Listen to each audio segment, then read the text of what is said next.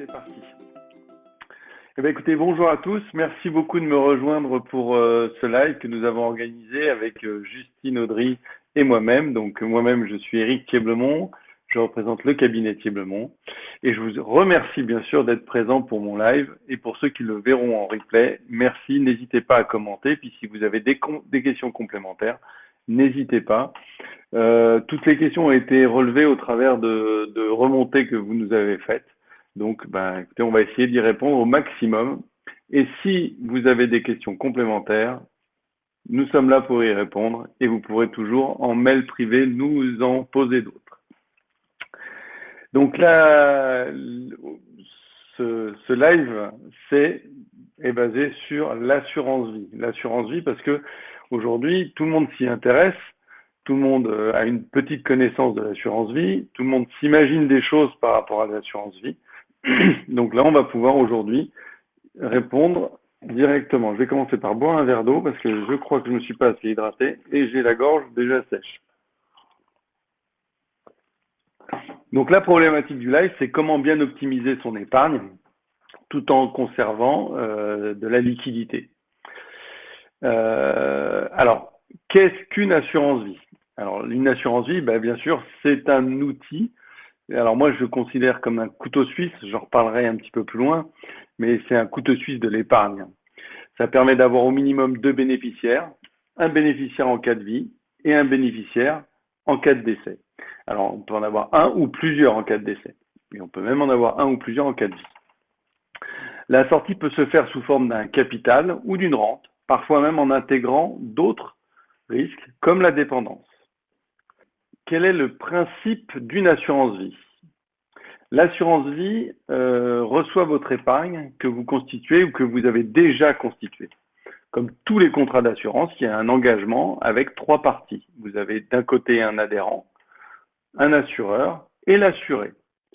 Majoritairement, l'assuré, ça va être vous, mais cela peut être aussi une tierce personne, comme vos enfants. L'assureur se charge de faire fructifier votre capital en fonction de votre objectif. Souvent considéré comme une solution d'épargne à moyen et long terme, il peut aussi être utilisé pour des projets court terme. Donc vraiment, l'assurance vie, c'est le couteau suisse de l'épargne. Alors, à quel âge devez-vous ouvrir votre assurance vie? Dès la naissance. En fait, on peut ouvrir une assurance vie dès la naissance. Moi, ça m'arrive très régulièrement dans la première année de l'enfant d'ouvrir une assurance vie, tout simplement parce qu'on va conserver une date fiscale qui va avoir un intérêt puisque l'assurance vie a des avantages dans le temps.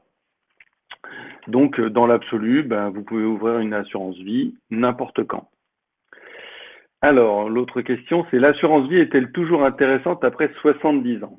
Effectivement, quand on ouvre une assurance vie, on a souvent entendu parler du fait qu'à 70 ans, on perdait des avantages. Effectivement, on perd un gros avantage lorsqu'on va verser de votre épargne ou de l'argent sur votre assurance vie après 70 ans.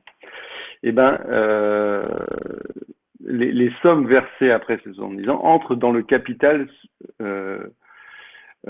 successoral pour la partie qui est supérieure à 30 500 euros. Donc on a quand même un avantage puisqu'on a un abattement de 30 500 euros. Et on peut même avoir encore un autre abattement qui est l'abattement Sarkozy qui a encore un avantage après les 70 ans. Donc on fait absolument une autre ouverture par contre d'assurance vie après 70 ans. Néanmoins, les revenus issus du placement sont totalement exonérés, et ce, quel que soit l'âge de l'assuré. Donc ça veut dire que vous placez votre argent, il va faire des bébés, et tous ces bébés seront exonérés de fiscalité. Donc ça, c'est un gros avantage, et en plus exonérés de droits de succession. Alors, quels sont les avantages d'une assurance vie?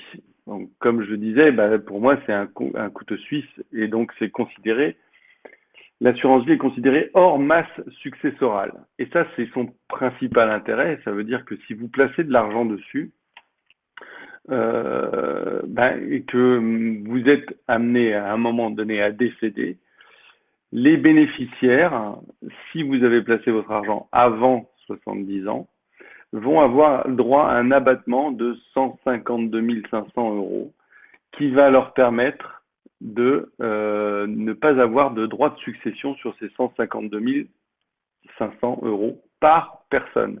C'est-à-dire qu'aujourd'hui, vous avez un patrimoine d'1,5 million, vous avez 10 bénéficiaires, et ben, vos 10 bénéficiaires sont à part égale, et ben, ils vont avoir 150 000 euros exonérés de droits de succession.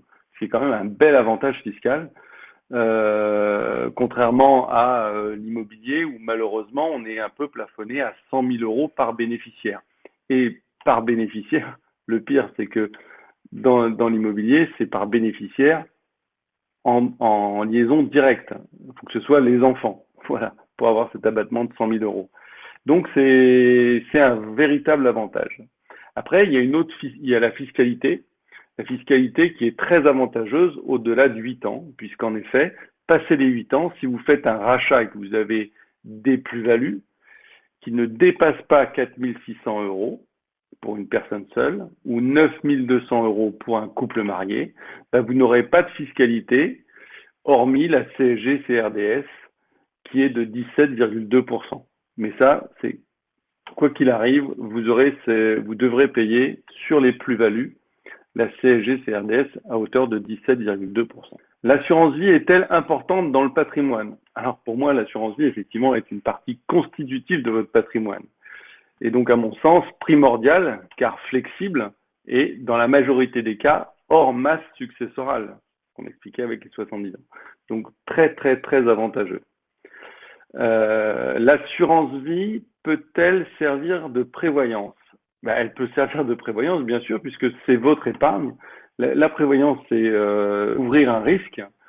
Donc, ça peut servir tout à fait en cas de prévoyance, en termes de prévoyance. Et en particulier, moi, j'utilise régulièrement, lorsque je mets en place une prévoyance auprès d'un client, je l'ouvre une assurance vie.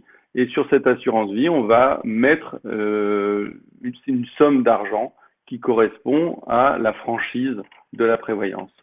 Et en travaillant cette assurance vie, au fur et à mesure, on va pouvoir repousser le temps de la franchise. Et du coup, on va avoir une prévoyance qui va coûter moins cher, puisqu'on va avoir une franchise un petit peu plus longue. En quoi la clause bénéficiaire est-elle si importante? Alors, sincèrement, une assurance vie, si vous ne travaillez pas votre clause bénéficiaire correctement, n'a quasiment aucun intérêt. En tout cas, risque de vous faire perdre beaucoup d'argent ou beaucoup d'intérêts liés à votre épargne. Tout simplement parce que dans une clause bénéficiaire classique, vous pouvez souvent trouver mon conjoint, bénéficiaire, mon conjoint marié ou partenaire de Pacs, à défaut, voilà. Et ben, si vous mettez mon conjoint marié ou mon partenaire de Pacs, vous risquez de perdre un avantage très important puisqu'il n'y a pas de droit de succession puisqu'il y a la loi TEPA qui a été mise en place, la loi TEPA, pas de droit de succession dans le cadre d'un mariage ou d'un Pacs avec un testament. Attention, hyper important le testament quand on fait un Pacs. Donc pas de droit de succession, donc ça veut dire que l'avantage peut être perdu par les enfants. Donc ça, c'est très important de travailler ça. Donc il faut bien réfléchir aux bénéficiaires. Il est essentiel, à mon sens, de revoir régulièrement la clause bénéficiaire, voir si elle est toujours adaptée. Une clause bénéficiaire, on peut y mettre des pourcentages, on peut vraiment faire tout ce qu'on veut avec une clause bénéficiaire pour qu'elle soit le plus adaptée à votre choix. L'idéal dans une clause bénéficiaire, c'est d'indiquer des noms, des prénoms, des dates de naissance, des lieux de naissance, qu'on puisse retrouver les bénéficiaires le plus rapidement possible. Et ça va vraiment aider le jour, malheureusement, du décès, parce que les héritiers, ils vont attendre cet argent. Des fois, ils vont attendre cet argent pour pouvoir payer des droits de succession. Donc, plus c'est simple, mieux c'est rédigé, et plus vous aurez une satisfaction de votre assurance vie. Il y a, ouais, il y a pas de limite dans la clause bénéficiaire. J'ai des clauses bénéficiaires de 2 pages.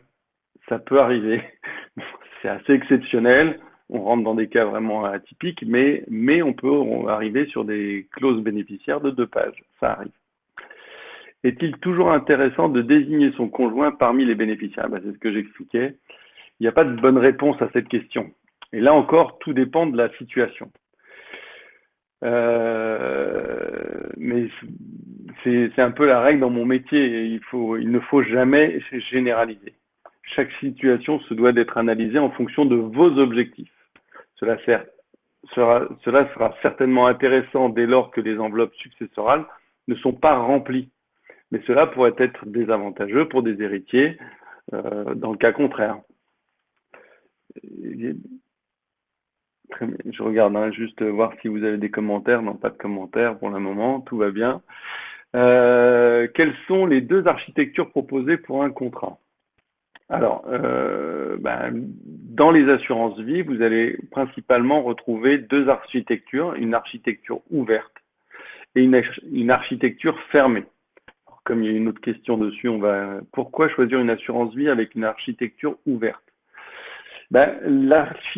L'assurance vie qui a une architecture ouverte, là on rentre dans le détail, on devient pointu, mais ça vous offrira plus de possibilités d'investissement. Alors pour ces assurances vie là, moi mon conseil c'est quand même d'arriver avec des sommes qui sont conséquentes, parce que si vous arrivez avec des sommes quand je dis conséquentes, c'est au-dessus de 300 000 euros. En dessous, l'ensemble de votre patrimoine sera suffisamment réparti pour ne pas souffrir trop de ce risque. Donc, en synthèse, toujours donc un objectif de répartition du risque. Donc, l'architecture ouverte a un intérêt quand on a un gros patrimoine financier. Alors, pourquoi choisir une assurance avec une architecture fermée? Alors, effectivement, c'est en dessous de 300 000 euros, tout simplement parce que on va avoir un accompagnement qui va être plus simple, on va avoir une répartition de votre patrimoine qui va être mieux comprise, et pour vous, ça sera quelque part une sécurité, une meilleure compréhension de ce sur quoi vous avez investi. Mais là encore, ça peut s'adapter. Alors, question très technique, quelle est la différence entre un fonds euro cantonné et un fonds euro général? Alors, lorsque vous souscrivez une assurance vie, l'assurance vie va baser une partie de votre épargne sur le fonds euro. Vous avez donc le fonds euro cantonné, ça veut dire que ça garantit à l'ensemble des adhérents de recevoir le fruit de leur épargne. Et en parallèle de ça, vous allez avoir le fonds euro général qui offre à l'assureur la possibilité de répartir la performance en fonction de sa stratégie. Quand on investit dans un fonds euro général, c'est l'assureur qui lui regroupe plusieurs solutions dans un même fonds et qui va décider en fonction de la pertinence de l'intérêt de valoriser plus une solution qu'une autre. Donc, on n'est pas totalement maître de la performance lorsqu'on est sur un fonds euro général. Donc, en phase de constitution d'épargne ou avant les 70 ans, je préconise d'ouvrir une assurance vie, bien sûr, avec un fonds cantonné. Dès l'instant qu'on constitue son épargne, le fonds cantonné, on va le conserver. C'est une assurance vie qu'on va conserver toute sa vie. Si en revanche, vous avez un gros patrimoine supérieur à 300 000 euros, un patrimoine financier supérieur à 300 000 euros, et que vous souhaitez faire fructifier et que vous avez moins de 62 ans, il peut être intéressant d'ouvrir une solution basée sur un fonds général, parce que le fonds général en général peut avoir une meilleure performance, qui recevra le gros de votre épargne, et une solution basée sur un fonds cantonné qui servira de réceptacle une fois les 8 ans que les 8 ans seront atteints. Donc c'est tout l'intérêt de bien être accompagné sur ces solutions-là et de bien comprendre la solution sur laquelle vous allez investir. Comment alimenter un contrat d'assurance vie? Ah bah ça c'est simple, hein. Vous pouvez l'alimenter par virement, par vous envoyer un chèque. Alors on prend plus les espèces, tout simplement parce que bah, il y a eu des cas de problèmes de blanchiment d'argent. Donc on ne prend plus les espèces, mais virement, prélèvement, chèque, ça se passe bien. On vous demande des justificatifs. Alors la loi nous autorise, enfin autorise l'assureur à demander des justificatifs à partir d'1 euro, mais dans l'absolu, on demandera des justificatifs à partir de 100 000 euros versés en une année. Après, on peut verser en une seule fois ou on peut verser régulièrement. Moi, ma préconisation, quand on est sur alors ça dépend des objectifs, mais plus vous allez verser régulièrement, plus vous allez prévoir cette épargne dans votre mode de fonctionnement. Et du coup, plus ça va être facile à construire. Après, quand vous bénéficiez d'un héritage ou de sommes qui peuvent arriver pour différentes raisons, et ben, vous pouvez les verser en tout ou partie, sur une ou plusieurs assurances vie d'ailleurs. Y a-t-il un montant minimum ou maximum pour rentabiliser une assurance vie? Non.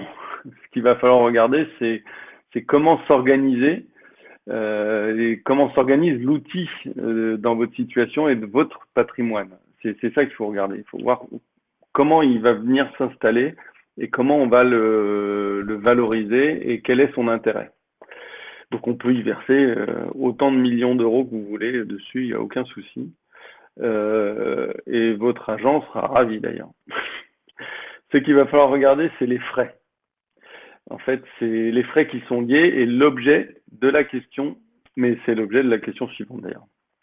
Combien coûte une assurance vie? Alors, lorsqu'on ouvre une assurance vie, il y a principalement deux types de frais à regarder. Ce sont les frais sur versement, que l'on appelle aussi les droits d'entrée. Ils représentent maximum 5% et servent à rémunérer en partie la personne qui vous accompagne.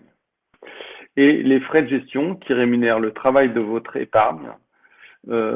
Pour faire simple, ben, la compétence de la personne qui vous accompagne sur cette solution se doit d'être rémunérée au risque de ne pas être présente au bon moment.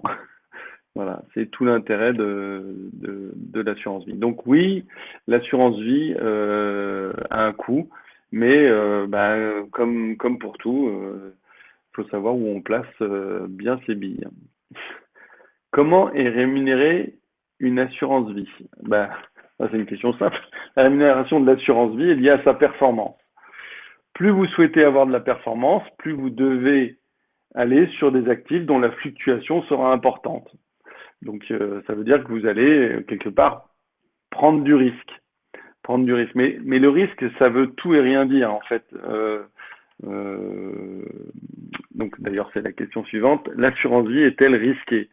Ben, oui, oui et non. Enfin, l'assurance vie, c'est un support sur lequel on va investir une partie sur du fonds euro. Alors, en toute simplicité, le fonds euro, c'est des obligations d'État, des obligations auprès de grosses entreprises.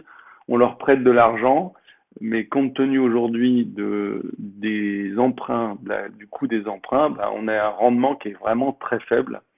Parce que si on devait comparer à il y a 10 ans de ça où on avait des rendements jusqu'à 6% sur le fonds euro, bah aujourd'hui on a la moyenne est à 1, même pas 0,8% de performance sur le fonds euro. Alors nous on est un peu au-dessus, mais il n'est pas dit qu'on n'arrive pas à ces taux-là d'ici peu. Donc, pour l'autre partie, pour donner un peu de dynamisme, on va utiliser ce qu'on appelle des unités de compte ou des obligations où on va investir dans de l'immobilier. Donc, sur cette partie-là, oui, il y a un risque, il va s'adapter en fonction de la situation. C'est pour ça que, en fonction de vos objectifs, il faut définir le risque. Plus, moi, mon conseil, c'est comme pour l'épargne retraite, plus le risque est éloigné, plus vous pouvez prendre de risques quelque part sans risque. Tout Tout simplement parce que vous savez que ça va fluctuer, mais vous allez bénéficier de ces fluctuations. Donc ça va vous intéresser dans le temps. Donc le risque, on peut en prendre, mais voilà. J'aborderai ça. Il y a d'autres questions. Alors, je vois qu'il y a des questions, j'y répondrai tout à l'heure. Alors, quels sont les avantages fiscaux d'une assurance vie? Parmi ça, c'est des avantages, j'en ai déjà parlé tout à l'heure. Il est fortement conseillé d'attendre les 8 ans avant d'effectuer un premier retrait, puisque la fiscalité la plus avantageuse s'applique à partir de 4 600 euros pour une personne seule et 9 200 euros pour un couple marié. Vous n'aurez plus les 7,5% de fiscalité que vous devriez avoir. Donc ça, c'est un gros avantage. Donc ça, c'est pendant les 8 premières années, un prélèvement. Oui, alors effectivement, pendant les 8 premières années, vous avez un prélèvement libératoire, forfaitaire libératoire qui est appliqué. C'est la flat tax, c'est 30%. Voilà, depuis 2017. Les sommes placées sont-elles bloquées pendant 8 ans? Alors, attendre 8 ans avant de pouvoir bénéficier des avantages fiscaux, oui, c'est un avantage, mais on est bien sur un objectif long terme quand on investit sur une assurance vie, même si on peut l'utiliser pour du court terme. C'est tout l'intérêt. Mais 8 ans, on considère ça quand même sur du long terme.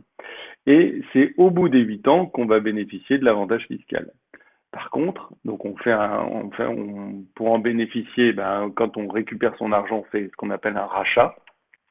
Il existe 2 types de rachats. Un rachat total, et à ce moment-là, on clôture l'assurance vie, ce qui n'est pas toujours conseillé, surtout quand on est sur une assurance vie qu'on doit garder toute sa vie.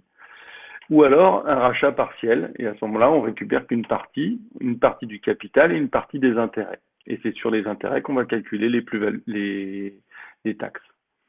Mais il existe une autre solution que moi j'affectionne particulièrement et que j'utilise beaucoup pour mes clients, c'est l'avance. L'avance, c'est un super outil parce qu'en fait, ça veut dire que vous allez vous prêter l'argent à vous-même. Alors effectivement, on va réduire un petit peu la performance puisque ça coûte aux alentours de 1% en tout cas chez moi. Ça coûte aux alentours de 1%, mais il n'y a pas de fiscalité. Du coup, si vous avez besoin d'une partie de votre argent, vous la récupérez et sur 3 ans, vous vous engagez à la rembourser. Voilà, à vous rembourser vous-même. Donc ça fait un taux d'intérêt à 1%, ce qui est plutôt pas mal compte tenu de la situation. Peut-on transférer son contrat d'assurance vie? Non, pas pour l'instant. Il y a un projet de loi qui est en cours qui autoriserait le transfert d'une assurance vie au sein d'un même assureur dans un premier temps. Je vous avoue que ce serait déjà une belle avancée, tout simplement parce que vous avez des assurances vie aujourd'hui, principalement basées sur des fonds sur un fonds euro général, qui n'ont plus de performance. Et donc, ça permettrait de leur redonner du dynamisme et de les replacer chez un assureur, chez le même assureur, mais sous une autre solution qui est plus performante. Mais là encore, le législateur est encore en hésitation. Une fois le contrat signé, puis-je me rétracter? Oui, on peut toujours se rétracter dans un délai de 30 jours de réflexion après la signature, et à ce moment-là, vous avez un remboursement intégral des sommes versées. Enfin, si vous faites ça, c'est qu'à mon avis, il y a eu un problème au départ sur le questionnement, l'analyse l'analyse de votre besoin et l'accompagnement que vous avez eu. Il faudra juste envoyer une lettre de renonciation recommandée à votre assureur. Et comme dans tous les contrats d'assurance, sur vos conditions particulières ou dans conditions générales, vous avez la lettre type qu'il faut envoyer. Est-il possible de prendre plusieurs contrats d'assurance vie? Oui, c'est carrément recommandé. Et en tout cas, moi, c'est un vrai conseil que j'apporte. Plus vous avez d'objectifs, plus vous mettez en place des assurances vie. L'idée, c'est d'avoir un objectif, une assurance vie, tout simplement parce qu'on va avoir une stratégie qui va être différente en fonction de vos objectifs. Si l'objectif, il est, je sais pas, pour mes enfants, des études, je vais pas avoir du tout la même stratégie que pour mon objectif retraite. Donc, si vous, votre objectif, il est sur du long terme, on va pas avoir la même stratégie que si votre objectif, il est sur du court terme. Et en plus de ça, le fait d'avoir plusieurs contrats d'assurance vie, ça veut dire qu'on va pouvoir adapter les clauses bénéficiaires à chaque assurance vie et donc à chaque objectif. Et ça, c'est d'autant plus intéressant. Et puis, on peut répondre à plusieurs projets différents. On peut optimiser le rendement risque-performance, forcément, sur l'épargne que vous imaginez utiliser dans 20 ans. Vous allez pouvoir prendre du risque de façon beaucoup plus importante, ce qui ne sera pas le cas sur une épargne que vous imaginez utiliser dans 8 ans et encore moins dans 2-3 ans. Et en plus de ça, vous allez pouvoir répartir le risque. Quelle est la différence entre une assurance vie et une assurance décès? Alors, c'est souvent confondu, effectivement, mais les modalités et les objectifs sont différents. L'assurance décès appartient à la prévoyance. Elle prévoit un versement lors du décès du souscripteur. Les sommes ne sont pas récupérables en totalité si demain vous souhaitez arrêter ce contrat-là. L'assurance vie, elle, permet de constituer une épargne, de la valoriser, de la transmettre. Donc, vous pouvez utiliser votre assurance vie dans le cadre d'une assurance décès, mais vous ne pouvez pas utiliser une assurance décès dans le cadre d'une assurance vie. Vous pouvez donc la récupérer librement et elle sera reversée en cas de décès, ce qui n'est pas le cas de l'assurance décès. Voilà, donc j'en ai terminé de toutes les questions que vous nous aviez posées préalablement. Alors j'ai une autre question, donc Nadia peut changer en fonction de la situation. Alors c'était la clause bénéficiaire. Oui, effectivement, la clause bénéficiaire, il faut la changer en fonction de la situation. Il m'arrive malheureusement de rencontrer des clients qui sont amenés à divorcer et de les inviter à modifier la clause bénéficiaire, puisque sinon, surtout dans mon cadre où j'aime bien avoir le nom, le prénom, la date de naissance, le lieu de naissance, c'est tout l'intérêt de modifier la clause bénéficiaire en fonction de la situation actuelle et des objectifs. Et oui, bien sûr, en cas de divorce, tout à fait. C'est exactement ça.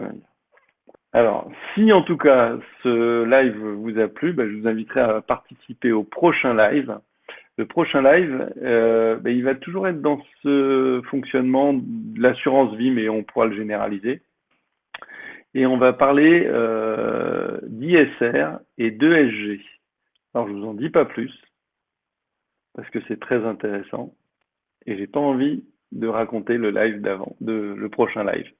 Donc, je vous remercie à tous d'avoir participé. Écoutez, je suis ravi d'avoir fait ce live. Merci à Stéphane, merci à Nadia. Et puis, à très vite, à bientôt. Merci.